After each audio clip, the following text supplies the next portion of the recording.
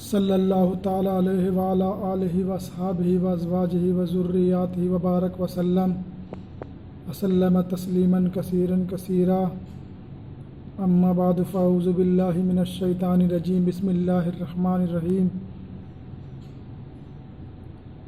اللہ تعالیٰ کا بہت بڑا احسان ہوا کہ ہم لوگ کی زندگی میں اللہ تعالیٰ رمضان لے کر آئے۔ گزشتہ سال لاکھوں آدمی دنیا میں کھا رہے تھے، پی رہے تھے، دنیا میں دن بنا رہے تھے، آج قبروں میں وہ آہیں بھر رہے ہیں۔ ارشاد فرمائے مدنی کریم صلی اللہ علیہ وسلم، جس کے زندگی میں رمضان آئے اور اپنی وہ بخشش نہ کرائے، اس نے اپنی زندگی کو ہلاک کر دیا، برباد کر دیا۔ صحابہ کرام رضی اللہ عنہ اجمعین کسی حال میں بھوکے ہو یا پیاسے ہو یا جنگ کا نوبت آ گیا، اس چیز میں بھی صحابہ کرام اور صحابیات جو ہے کبھی روزہ نہیں چھوڑے۔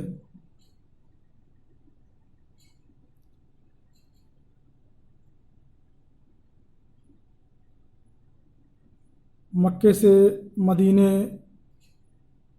صحابہ کرام رضی اللہ عنہ اجمعین لٹ کر پٹ کر کے پہنچے۔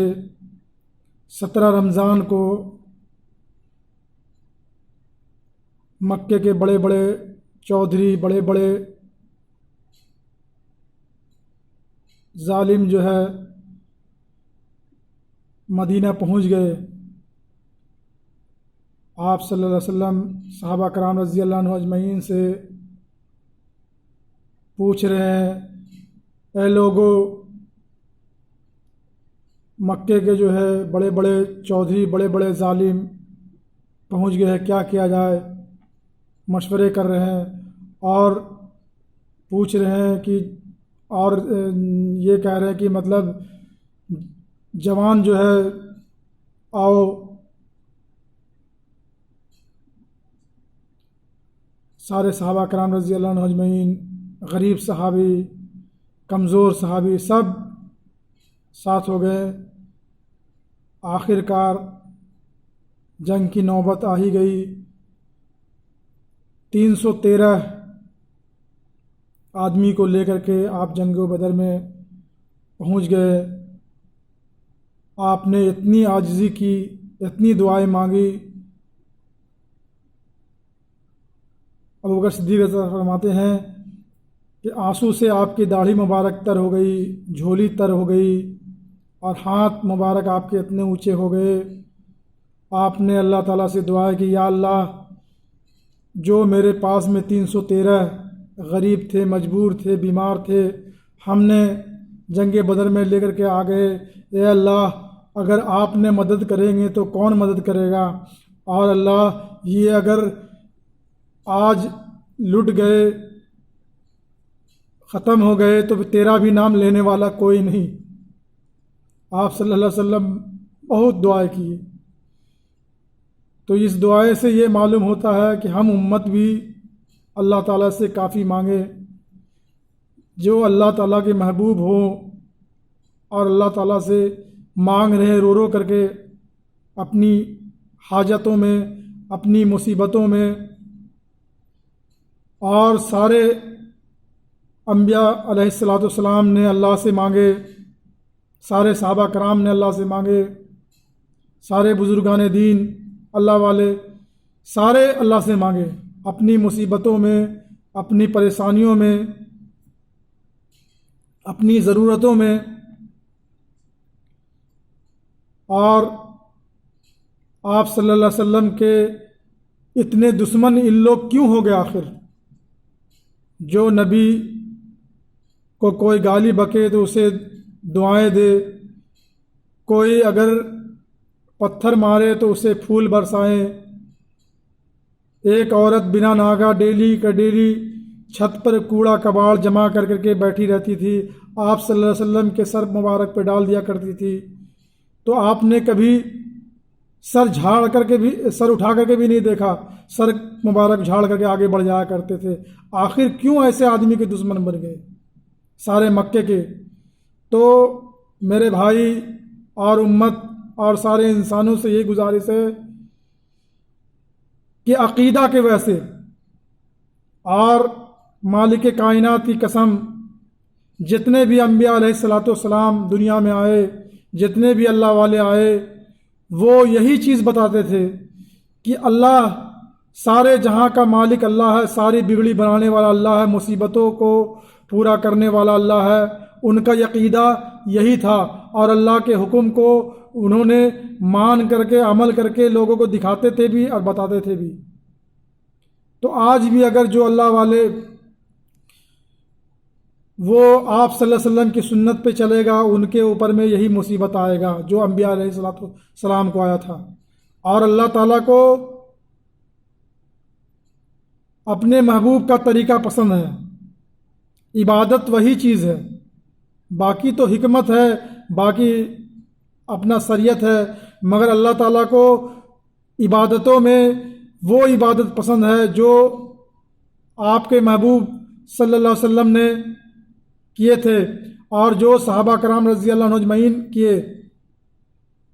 آپ صلی اللہ علیہ وسلم نے فرما دیے کہ جنت میں جانے کا طریقہ جو میری اطاعت کرے، میرے اور میرے صحابہ کی اطاعت کرے، وہ جنتی ہے، وہ جنت میں جانے کا راستہ ہے۔ تو عقیدہ اتنی بڑی چیز ہے، جو آدمی، جو نبی، جو بزرگان دین یہ بتائیں کہ اللہ ہی سے ہوتا ہے، رزق دینے والا اللہ، اولاد دینے والا اللہ، بارش برسانے والا اللہ، کاروبار میں برکت دینے والا اللہ، تو ان پہ مصیبتیں آئیں گی۔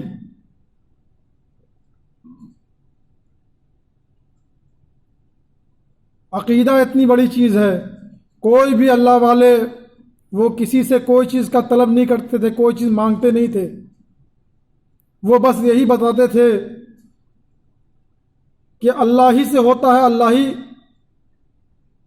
ہر کامیابی اللہ کے ہاتھ میں ہے، اور اللہ کا حکم مان کر کے وہ اپنے عملی زندگی میں لے کے آتے تھے۔ کاروبار کرنا ہو، ملازمت کرنا ہو، شادی ہو، بیاہ ہو، دنیا کے ہر ایک موڑ پر وہ آپ صلی اللہ علیہ وسلم کی سنت کو عمل کر کے دکھلاتے تھے۔ ایک جگہ آپ صلی اللہ علیہ وسلم کا دل میں خواہش یہی تھا کہ میرا امت ہر جگہ بیٹھا ہو، ہر معاملے میں ہر جگہ ہو، اس لیے کہ وہ اگر بیٹھے گا تو ظاہر سی بات ہے کہ مسلمان سے انسان، سارے انسانیت، سارے مخلوق سیف ہے۔ مسلمان اسی کہتے ہیں جس سے مسلمان سے سارا انسان، سارا مخلوق سیف ہے۔ آپ صلی اللہ علیہ وسلم کی سنت اور آپ کی طریقہ اتنی اچھی ہے کہ غیر قوم بھی آپ کی تعریف کرتے ہیں۔ تو صحابہ کرام رضی اللہ عنہ اجمعین جو ہے جنگ بدر کے لیے ریڈی ہو گئے۔ ایک مائی ہے حضرت خنسا رضی اللہ عنہ، مغرب کے نماز کے بعد میں رونے لگی، دو بچے ہیں ان کے پاس میں، ان کو کھانا دے کر کے، بچے بھی ویسے ہی صحابہ کرام رضی اللہ عنہ کے تھے۔ بچے بولے کیا بات ہے امی کیوں رو رہے ہیں؟ اماں نے بولے بیٹا کھانا کھاؤ، تمہارا جو کام ہے وہ کھاؤ، کیا بات آخر؟ بچے بھی ویسے ہی تھے، ان کا سوال و جواب بھی ویسے ہی تھا۔ بولے جب تک آپ بتائیں گے تو میں کھانا نہیں کھاؤں گا۔ خیر ماں نے بتائی کہ ایسا ہے کل جنگ بدر ہے، 3 دن سے الاؤنس ہو رہا ہے کہ اس میں تعاون کیا جائے، جن کے پاس جان ہے وہ جان سے، جن کے پاس مال ہے مال سے، ہمارے پاس میں تو ہم بیوہ ہیں، تم یتیم ہو، اگر ہمارے پاس میں بھی جو ہوتا ہے وہ پیش کرتے ہیں۔ بچے نے بولا آخر تیری تمنا کیا ہے؟ بولے میری تمنا یہی ہے کہ دونوں بچے جا کر کے جنگ بدر میں جا کے شہید ہو جائے، تاکہ میں کل اللہ تعالیٰ کو بولوں کہ میں بھی 2 شہید کی ماں ہوں۔ دونوں بچے تیار ہو گئے، آپ صلی اللہ علیہ وسلم کے پاس میں لے کر کے دونوں بچوں کو حضرت خنسا رضی اللہ عنہا جو ہے آئیں، آپ صلی اللہ علیہ وسلم کو بتائیں تو آپ صلی اللہ علیہ وسلم بتائیے بچے ہیں۔ آپ نے بولی میرے یتیم بچے کو نہیں قبول کیا تو میرا کیسے جنگ بدر میں حصہ ہوگا؟ ہم بھی تو قیامت کے دن اللہ تعالیٰ سے طلب کرے اپنی نیکی کا، اپنی محنت کا۔ آپ نے وہ قبول کر لیا، جب اتنا حضرت خنسا رضی اللہ عنہ جو ہے اتنا ضد کی تو قبول کر لیا، اور عبد الرحمن ابن عوف رضی اللہ عنہ کے حوالے کر دیے آپ، اور بتائے کہ یہ دونوں بچوں کا حفاظت کرنا۔ آپ صلی اللہ علیہ وسلم کتنے اچھے ہیں آدمی کہ جو بتائیے صحابہ کرام رضی اللہ عنہ کے بچے کے بھی حفاظت کے لیے بتا رہے ہیں، اور وہ بچے بھی دیکھیے آگے کیا کر رہے ہیں۔ دونوں بچے کو عبد الرحمن ابن عوف رضی اللہ عنہ کے بغل میں کھڑا کر دیا، ایک دائیں ایک بائیں۔ داہنے والا بچہ پوچھا چچا جان ابو جہل کون ہے؟ آپ نے منع فرمایا بیٹا تم کو اس سے کیا مطلب؟ بولے نہیں آپ بتائیے تو صحیح۔ سرکس گھوڑے میں ابو جہل اچھلتا ہوا آیا، آپ نے بتا دیا کہ دیکھو میرے بھتیجے، انگلی سے اشارہ کر کے وہ ہے ابو جہل جو سرکس گھوڑے میں سوار ہے۔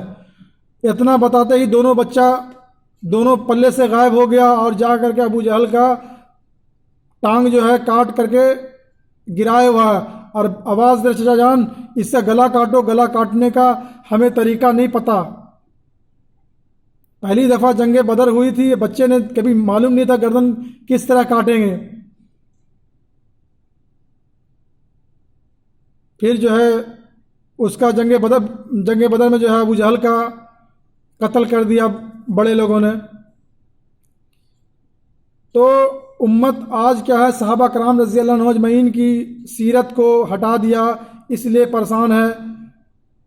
اللہ تعالیٰ بھی فرما دیے کہ اسلام میں پورے کے پورے داخل ہو جاؤ، اس طرح سے داخل ہو جاؤ جس طرح صحابہ کرام رضی اللہ عنہ اجمعین داخل ہوئے تھے۔ انہوں نے زندگی کے ہر ایک موڑ پر، خوشی ہو غم ہو، غریبی ہو بادشاہیت ہو، ہر موڑ پہ اللہ کا حکم کو مانا اور حضور پاک صلی اللہ علیہ وسلم کے طریقہ کو مانا۔ اللہ تعالیٰ امت کو صحابہ کرام رضی اللہ عنہ کے نقش قدم پہ چلنے والا بنائے، آمین۔